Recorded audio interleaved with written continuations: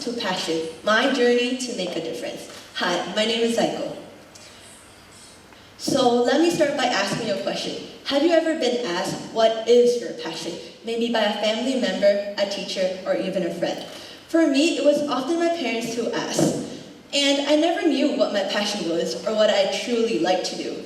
But one thing for sure is that my parents always said, do what you love and your passion will follow. But like I said, I don't know what I love and what my passion is. I just do what everyone told me to do, followed the path that had been laid out for me, one by one. So everybody will think that starting with a passion, you need to find one big, obvious thing you love and everything will follow. But it's not that simple. Passion doesn't just come from those dramatic moments, and it doesn't pop up out of nowhere. But it's built through those small, tiny steps, quiet sessions that you took on during your life. And that's how you will find your passion. Like how I find with mine. Like I said, I don't know what my passion was, but through those shifts in perspective, through facing those challenges, and through conquering my inner doubts, I figured out what my passion was.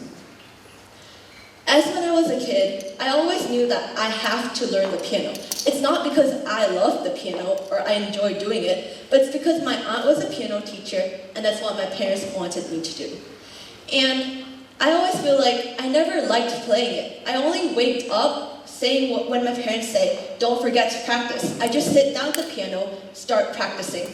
Every time I keep on practicing, I get the perfect round. After I get that perfect round, I just quickly run off the piano and do something else because I don't enjoy doing it.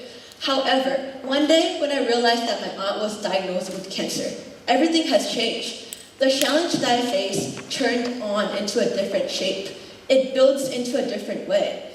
I learned that I have to prove myself. I have to make her proud. I have to keep on playing the piano. It's not because that I love playing the piano itself, but it's because I love my aunt and I want to make her proud. And this is the distinction grade that I got. It's my aim to make her proud and to get the promise that I made with her is to get the distinction grade. Throughout my life, I have to learn. I learned that I have to shift in those perspectives that I never knew that I once liked it or not. But after I shift those perspectives, I learned that playing the piano gave me disciplines and growth. I learned to grow and to have discipline that I know what I have to do. And this is me when I was a kid. I never knew that I liked piano, and I always said that I have to follow the journey that has been set for me. And that's what I did. I followed the path that was laid, but through those paths, I learned that it was my passion because I kept trying and trying until I knew that I learned through it. Passion is found throughout the processes. Like I said, you don't know whether you're doing this big, huge steps, but I just want you to know that it's hard. It's obviously hard. Taking the first step to doing something that you love is definitely hard. Or maybe you're even confused that you don't even know whether you love it or not. But I just want you guys to try taking the first step. Taking the small little steps that you think it will help you to push through all your discomfort and to have a shift in perspective and to find the deeper purpose in it of why you wanted to do it. Because like I said, I didn't like it, but then I found the deeper purpose in it. I found it through my commitment that I took, the reflection that I took along the way while playing the piano. So I want to ask you guys a question. What do you love? What would you do if you let go of your doubts and fear? Don't let anything stop you from achieving your goal or your passion.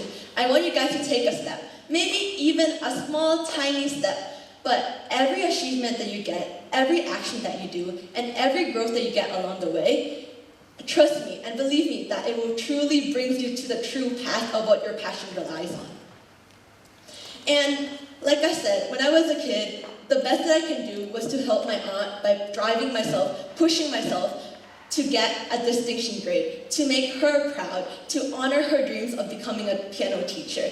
I knew that back then I couldn't help her with mentally, but I don't have the ability or the knowledge to do so. But now that I do, I want to take and bring my knowledge that I have and to pursue and becoming a doctor, to actually make a difference, to be there for other family in the way that I couldn't do with mine, to cure them, to make them happy. to allow them to look back and say that, wow, I actually helped them. I helped them feel better, and they could live happily with their family once again. So the power of passion is that just don't give up. You have to push yourself. You have to thrive yourself through those times that you never feel like you want to do, or you never wanted to start because you don't know whether you love it or not. But once you start, you know that those obstacles that you face, those challenges, it will turn them into opportunities. Opportunities for you to learn, opportunities for you to grow, and opportunities to actually achieve your goal. So thank you very much for listening, and I would like to end off with, I would like to say that I hope each and every one of you find your goal, push through with your passion, and may you conquer your inner doubts, learn through the challenges that you have, and face it with no fear. And I want you to drive and push you and find the passion that you are, like how I'm driving to do with mine. Thank you.